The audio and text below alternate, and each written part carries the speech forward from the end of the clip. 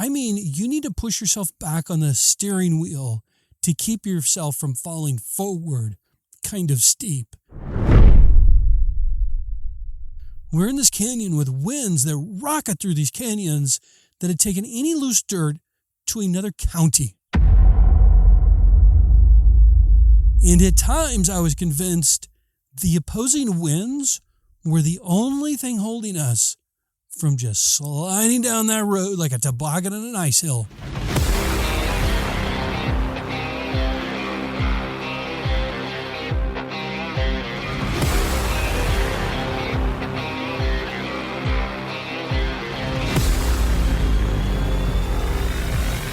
You're listening to the GHT Overland podcast.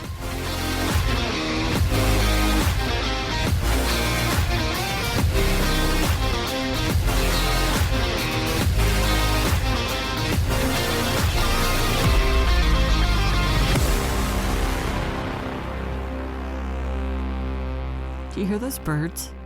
So welcome back. We're going to try something a little bit different today. And we are not in a recording studio, as you probably can hear. We are not even in Chief Victor. We're in Mother Nature's room. We are... Oh, thanks for giving it away. Oh. We're not in anywhere. I guess that's really good. We're in Mother Nature's recording studio. Yeah, Mother Nature's living room. It's a pretty warm day today, so it was either be in Chief Victor, or I guess be inside Victor, with the AC running.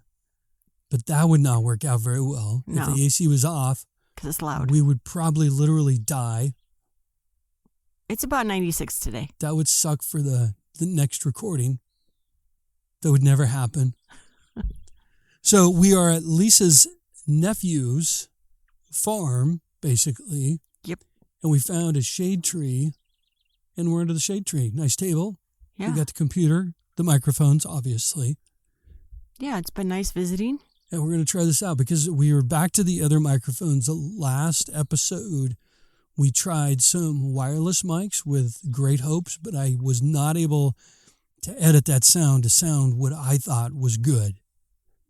Well, you're the tech guy. So we're staying with these microphones because it just sounds better, and that's kind of important when you're doing a podcast. Yep. So if you hear little birds in the background, that's why. If you hear some horses in the background, that's why.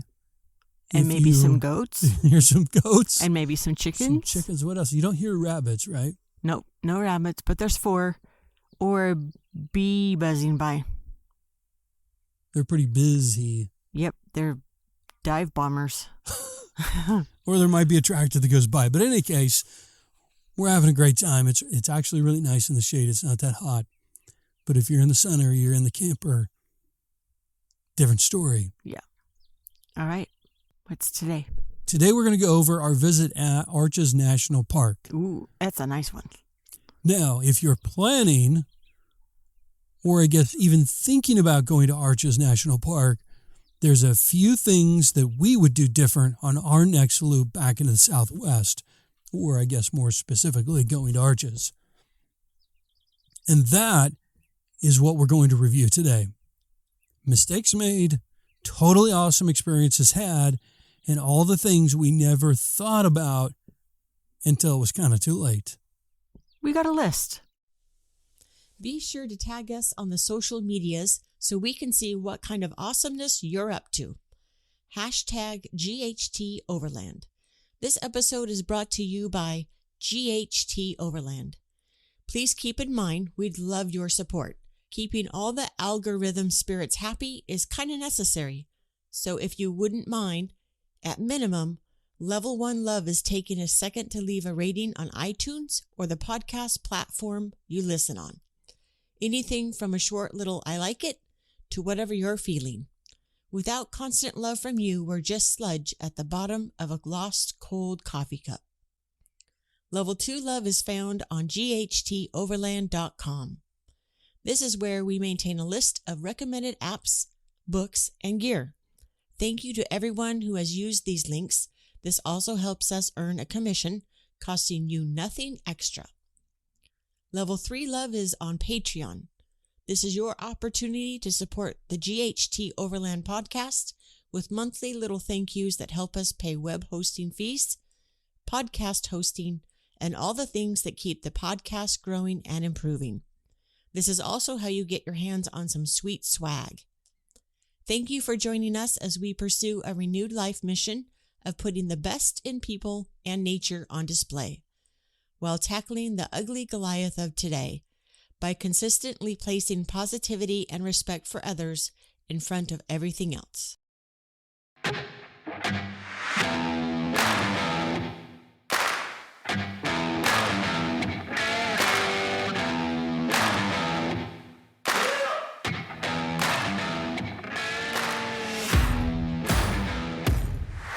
Now, if you're not aware, the first thing you should know is that Arches National Park requires a reservation.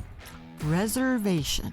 And if you're not a national park visitor, at least in our case, we were shocked to see all these signs saying you need a reservation to go into a national park. I know, it was kind of weird. I think we kind of had that in the back of our mind with things we'd seen on social media, but it didn't seem real until we got there. And you had to have a reservation. So, we're That's brilliant. Nuts. But there's a little, you got to follow the rules, and there's always, I think, always a way to make things happen if you really want to make them happen. Lisa calls it a loophole. I don't think it's a loophole. I think it's different.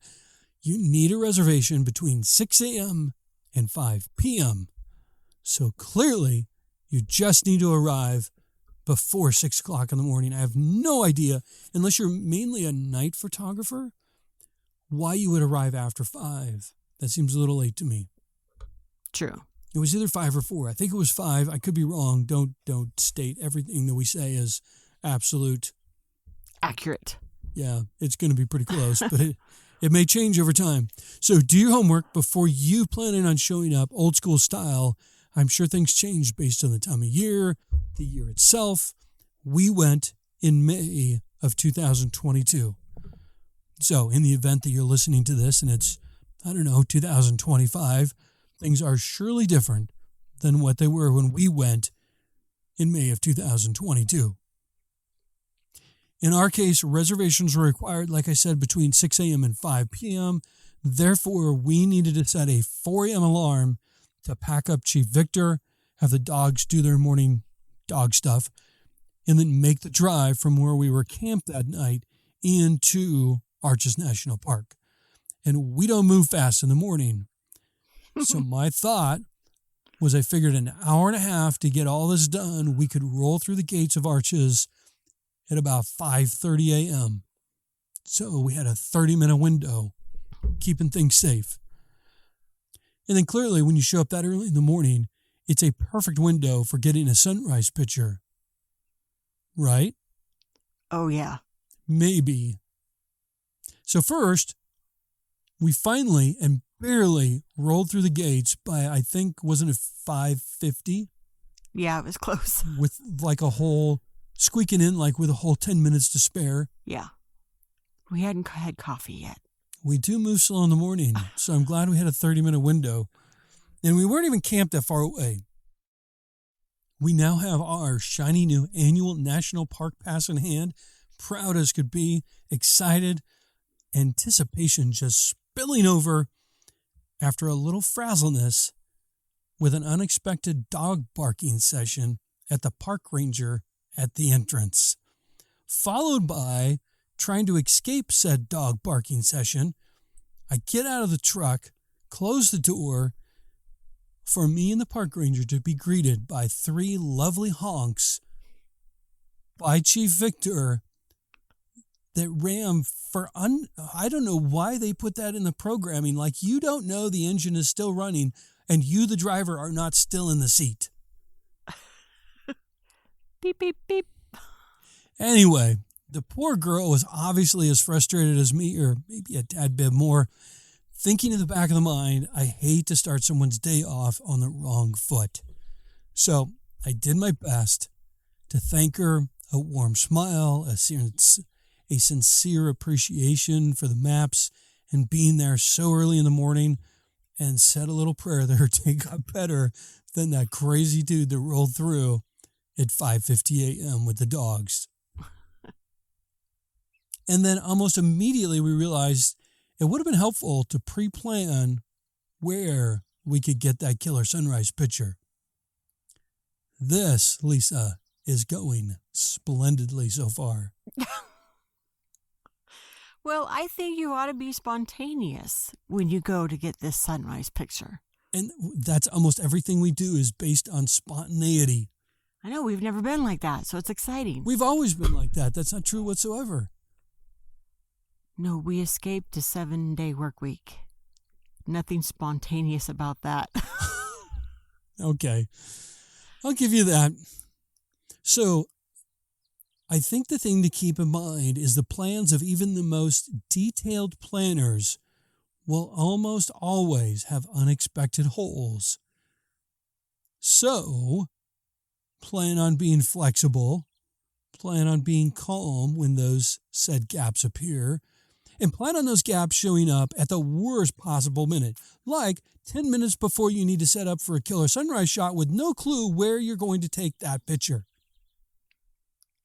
We did it. You're giving it away. It'll work out. It always does, is Yes. the constant reminder that I have to force feed through my mind to keep the smiles smiling and the calmness calmish. So, we took it slow, right? Yep. Rolling past towering spires that we're both like Holy dropping our smoke. jaws over, like, this is crazy. And this is coming out of Moab, where we had saw their little baby sisters, apparently. Right. Like, we had, And even that was spectacular. yeah, so it just kept ramping up like crazy town. And some of these places that we went by, we stopped, we took some pictures, still not inspired for a sunrise shot yet, but recognizing the trails that I desperately wanted to hike, but held back because we didn't want to miss our one shot at a sunrise picture inside Arches. Remember that? Yes. Not really anticipation anymore. Now things are getting real. But it was like The sun is coming up. It's now 6 o'clock after. tall spire that we saw was like, okay, this is In the it. This is shade. beautiful. Wrong side.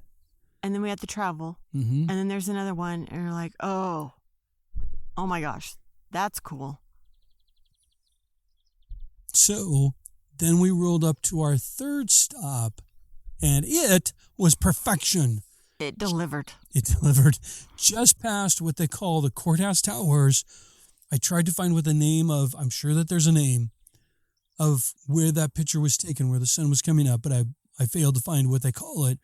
But we will post that picture on our website, and it'll be on Facebook and Instagram. It's also available to purchase in our photography gallery. You can go to our website to get to that photography gallery.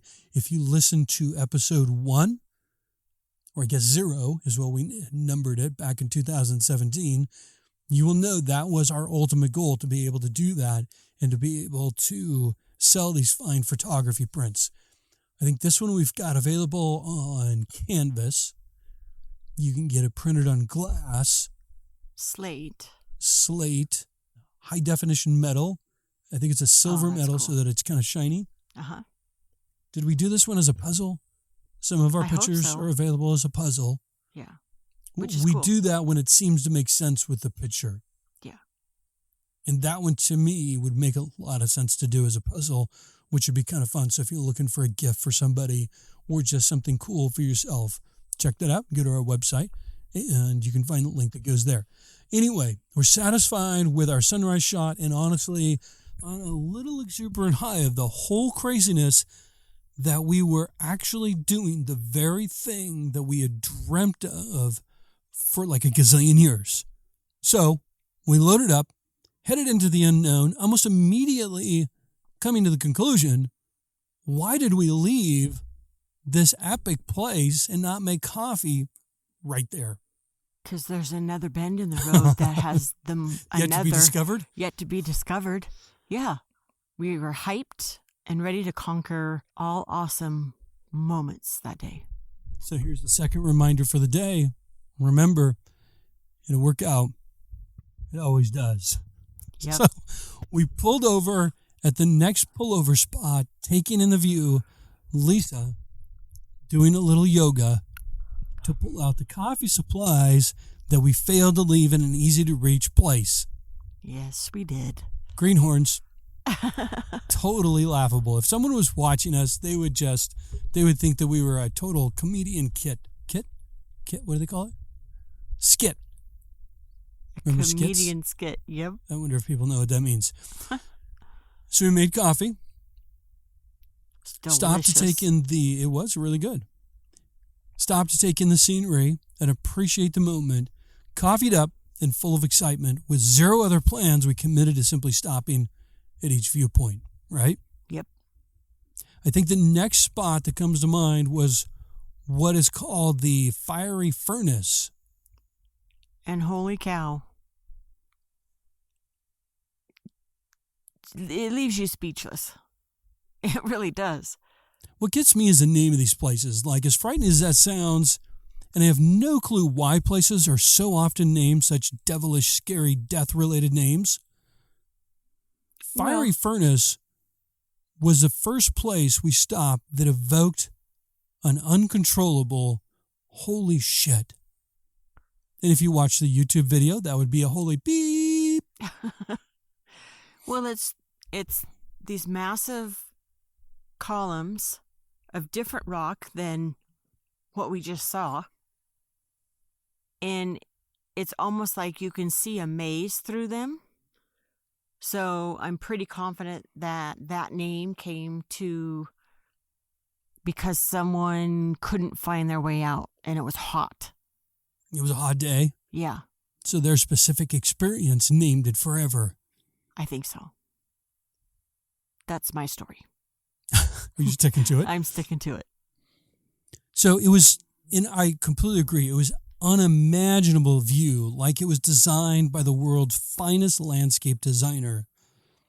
And if you're a spiritual person, clearly it was. And God did some of his finest work in this valley, more like the valley, or I guess the furnace of angel tips, if you ask me. Oh, that's cool. Yeah. So, as we started reading the information boards curious about this mystical place, we realized we had hit our fourth gap in planning for the day. And what? It was only like 7 a.m.? Yeah. To hike into the Fiery Furnace, you need a permit. Yep. Excepting, and there was a sign posted there. It's a federal crime if you go hiking in there. I guess people could look that up to see exactly, but it was like a serious deal. Don't just go roaming down there without your permit and think, oh, there'll just be a little ticket to pay. It's some pretty serious jail time, ticket time. They don't take it lightly. At least that's what the sign said. And I wasn't going to test what was going to happen. Exactly.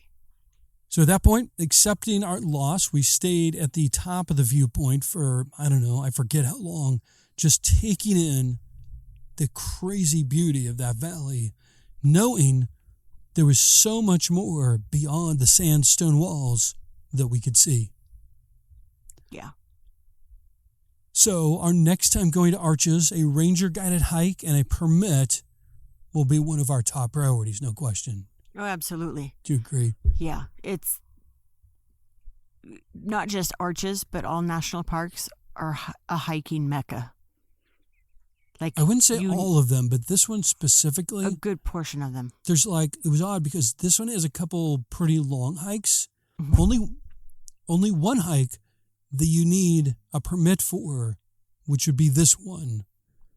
Like, they're all a little bit different, but all the other hikes, except for the other one we'll talk about in a little bit, were like super short, like a mile, 2 miles, super easy to do. So you need to get out of the car to experience that particular trail.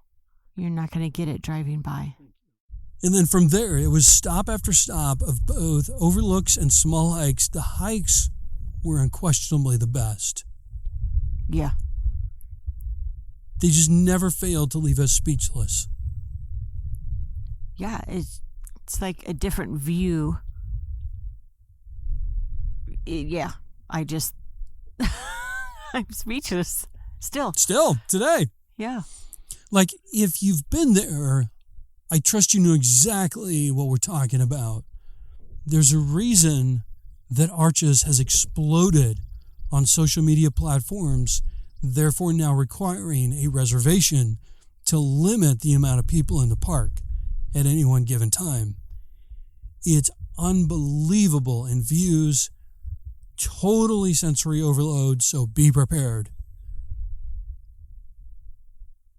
So I think, like, our overriding thoughts or plans for any future second time to Arches would be the following, Lisa.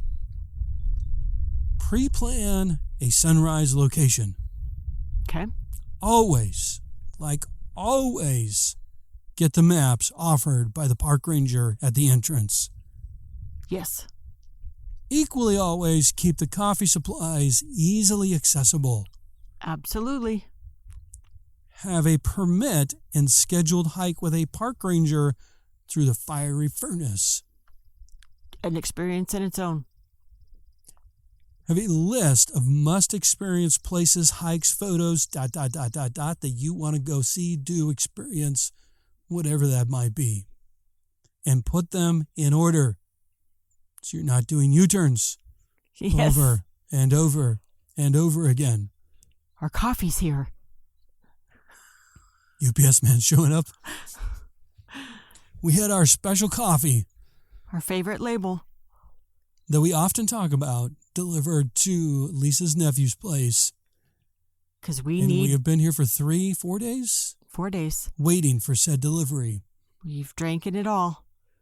We. We. Yeah. I mean, I'll take credit, but it's been us. It's we. And now the UPS man, his poor guy, is driving down this long, dusty, gravelly road. It reminds me of the road that we traveled down to get to the next hike. Thank you.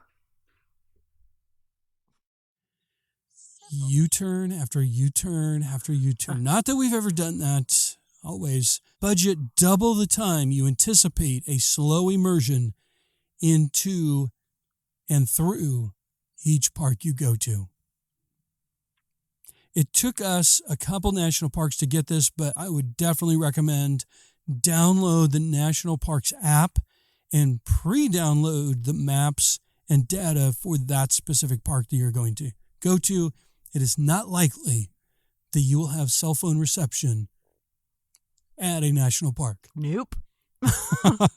No connection whatsoever. Then make a short list. I think I mentioned it before, but make a short list in order of the places you want to go. It makes a much better, easier, at least for us, less frustrating experience, so that once we leave a national park, we are satisfied we didn't leave and miss some epic place that we really should have visited. Yeah. I'm sure there's a couple and nothing's perfect, but we feel good when we leave that we did our homework and we did as much as we possibly could do. Yeah. Next up, Lisa, a mysterious gravel road that jetted off the main paved road, and it called to us. It called to you. Oh, boy. You said at the last minute, take a right. And I very cautiously took that right down a lonely, hot and dusty, obviously ignored by the vast majority of tourists, with dust jetting out behind us as we ventured into the desert. Lisa frantically using her 1 bar of cell service to see where that road went. And as a side note, it was Salt Valley Road. Did you remember that, Lisa? No, I just remember the roadwork sign. That's much later in our little episode here. And to save the listener the trouble, it goes to, at least we went, to the Tower Arch Trail. And that's about 8 miles down the Salt Valley Road.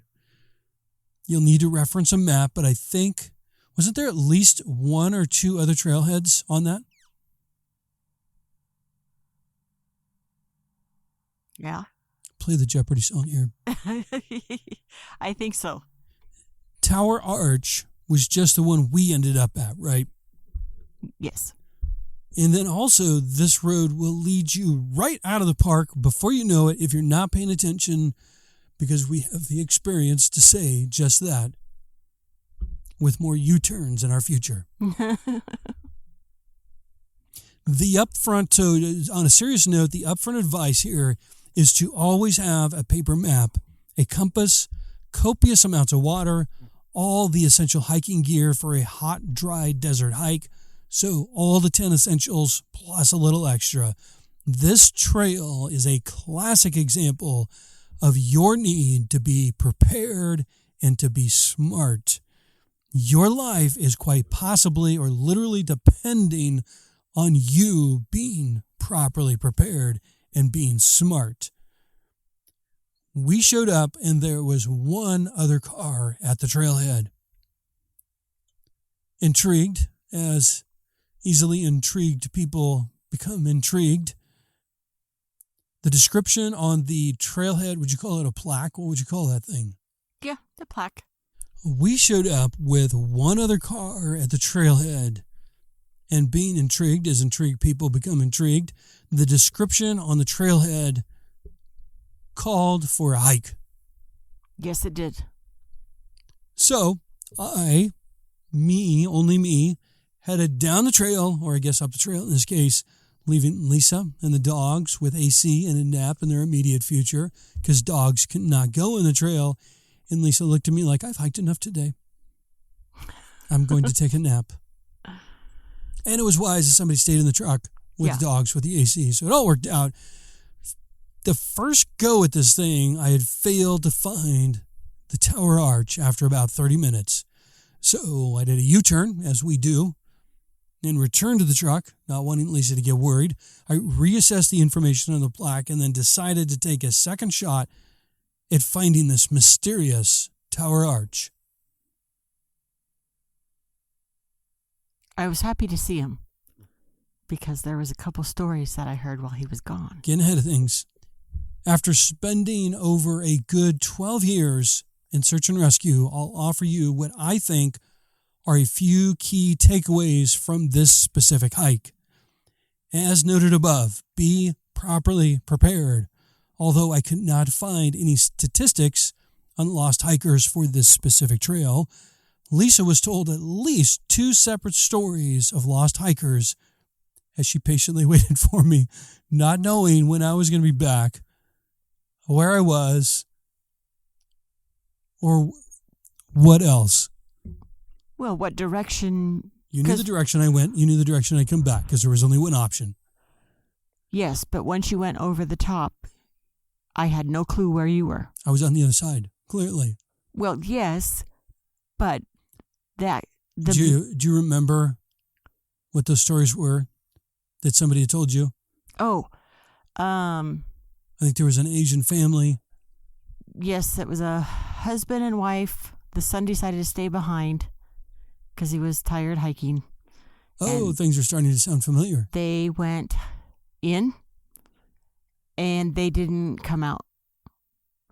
For like how long? Was this like at night? Like it started getting dark and the sun's like, something's definitely wrong here? No, I think they were smart in the aspect of starting it earlier in the day, but they certainly didn't anticipate being out there. I believe they said it was 6 to 8 hours. Oh, geez, wow. So he definitely knew like something's not right here. Right. They didn't. My parents never going to walk for 6 hours. Right. And so he went and told somebody, he left and told authorities or something that the parents aren't back. So they all went back out there. And that's a long drive out of there. Yeah. And good thing he was able to drive. Yes. He wasn't like underage, undriving a bull. Right. And they searched and they were still walking because they knew they had to go back, but they had no more water. And that's all they had on them was the 8-ounce water bottle? 16-ounce water bottle? Yes, take copious amounts of water. So they took him to the hospital. hospital. What was the other one? I don't remember the other one.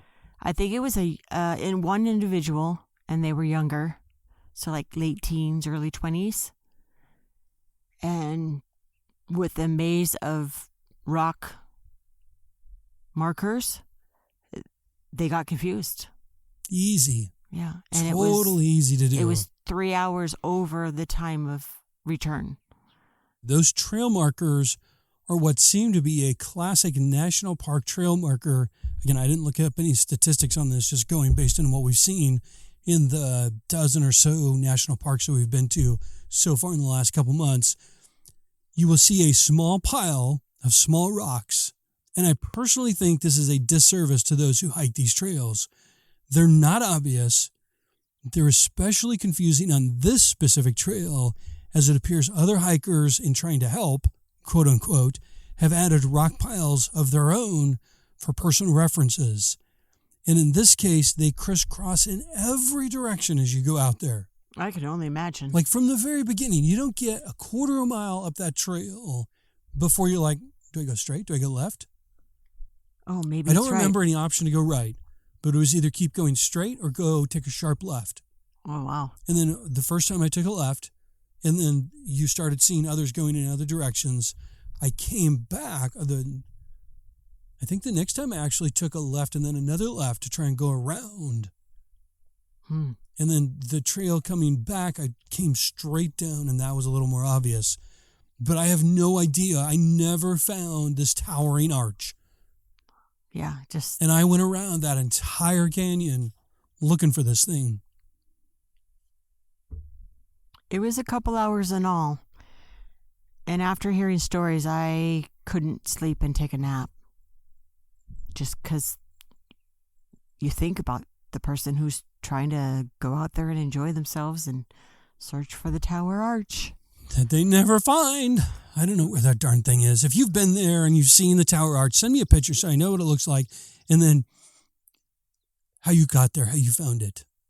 It's mysterious to me. However, the hike itself was still well worth the effort.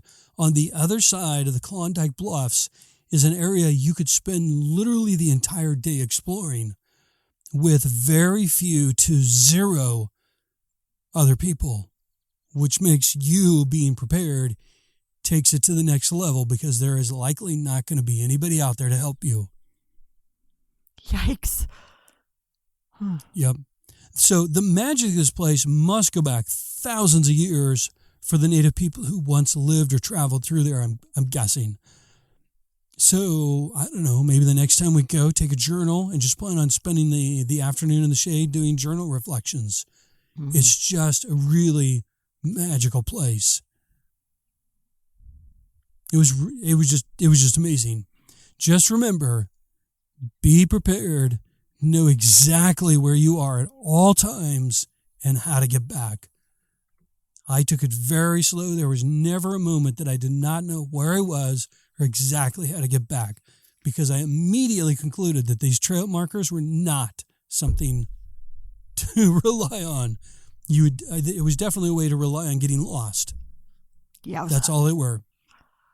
Okay, off the soapbox. From there, it was planning our camp spot for the night, correct? Correct. Outside the park? Yes. And to date, Lisa, what is it that you're finding that is the most, like your number one go-to resource to find our camp spots? I'm using iOverlander, and I tend to search out as my first option would be forest with a river running through it. Yeah, because that's kind of like our thing. It's like our little happy place, right? Yeah. And you've got water and you've got shade. Yeah. And it's mesmerizing just to hear water running. It's relaxing. And nobody's there. Most of the time. Most of the time. Yeah, you're getting really good at taking us on the absolute most off the beaten path routes. Like the route coming to your nephew's house was amazing, going through farmland that we're going to try and get some video coming back, even if we have to take the long route and do a U-turn again.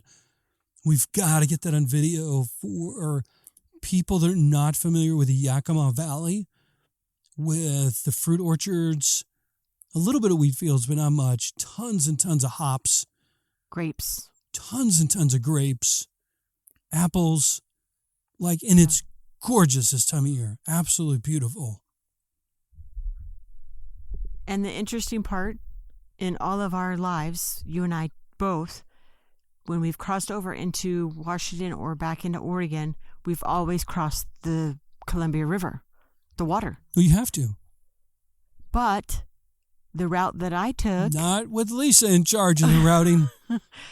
We took the back roads. And it's a long ways, it's just to be clear, it's a long ways east on that Oregon-Washington border that you have to go almost probably 3/4 of the way from the Pacific Ocean before you hit Idaho to be able to cross from Oregon to Washington without going over the Columbia River. Yeah, we did and not we had cross never water. done that before. Right.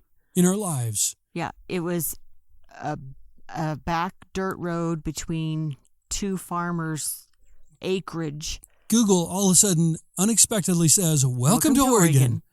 And we're like, what? Where's the water? Yeah, this poor farmer literally has a field that is partially in Oregon and partially in Washington. Yeah. How does that work? I don't know. No PP. Yeah, it's beautiful though. It was cool. Okay, so back to this day in Arches, what we refer to, or what Chris refers to as Utah Red. We found Utah Red Dust Heaven on our route to option A for camping for the night. Back to our story.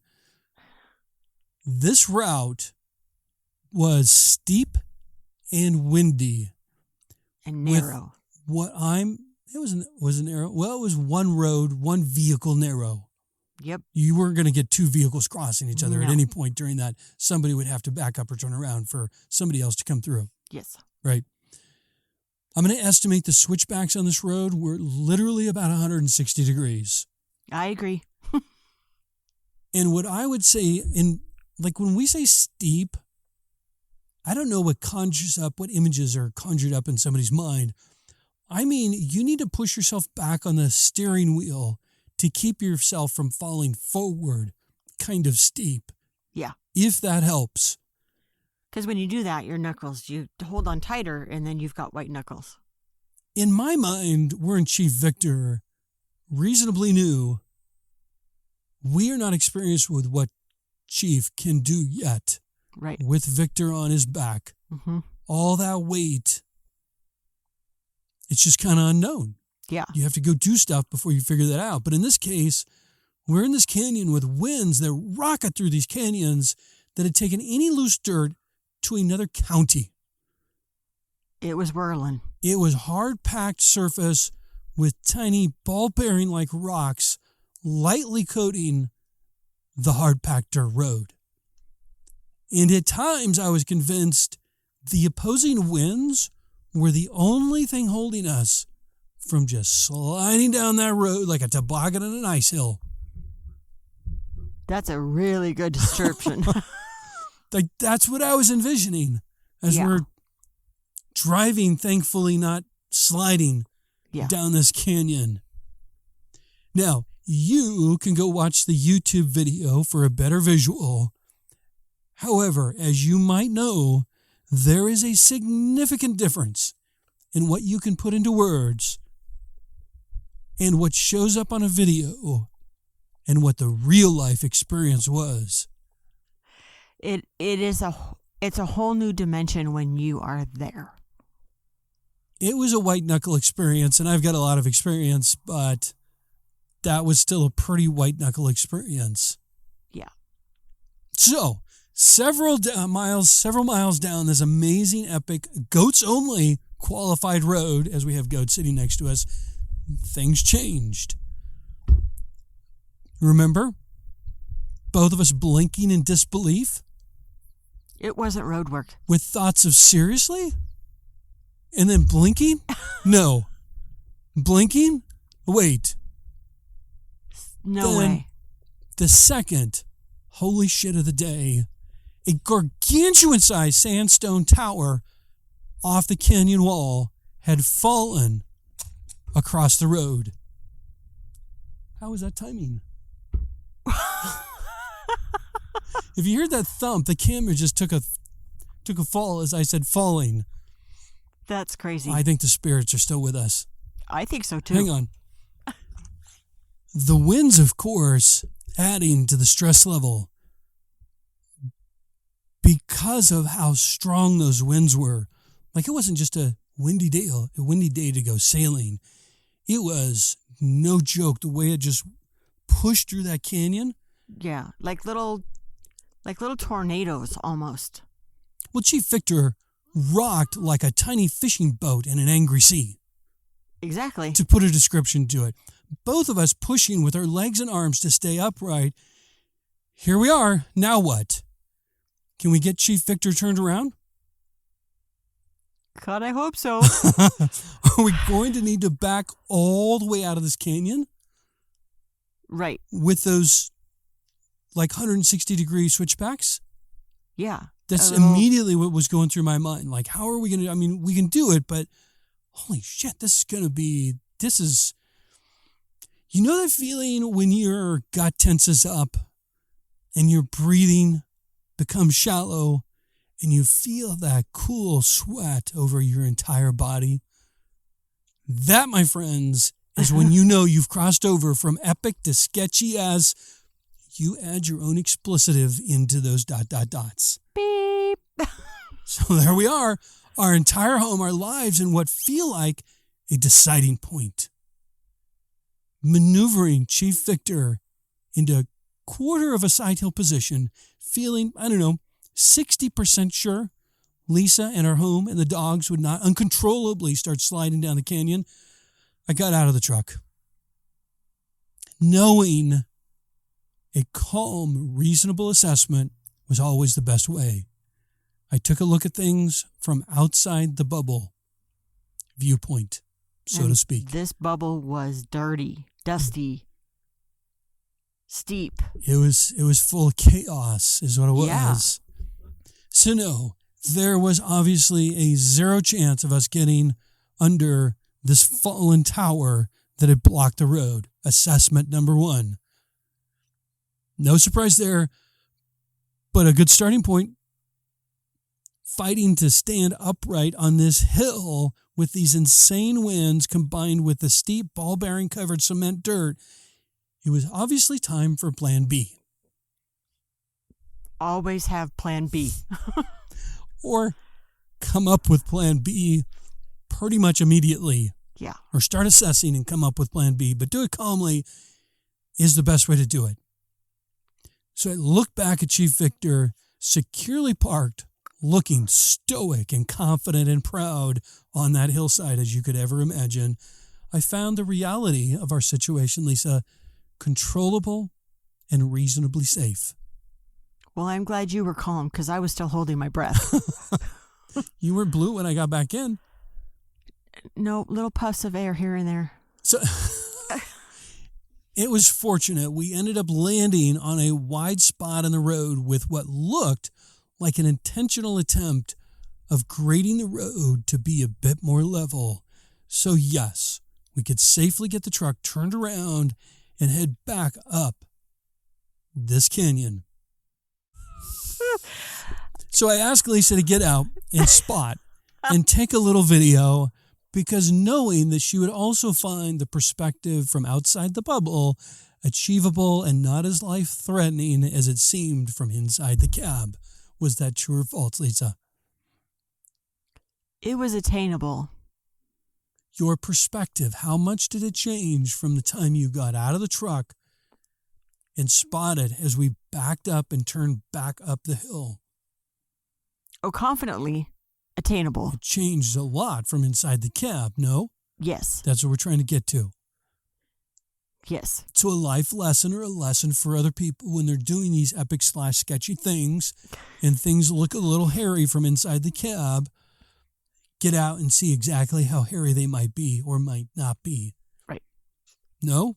Yeah. So it's kind of funny what perspective provides, and it's a good life lesson for sure. And in our case, it's a good life lesson reminder that perspective changes a lot of things. Okay, so we escaped this canyon. After our escape, we made a note 4 other overlanders and I overlander before we lost the GPS location. Then out of, and I mean nowhere, a lone motorcycle rider rides by like an angel passing as he subtly gives us a wave, passing with dust blowing from under his tire in the wind.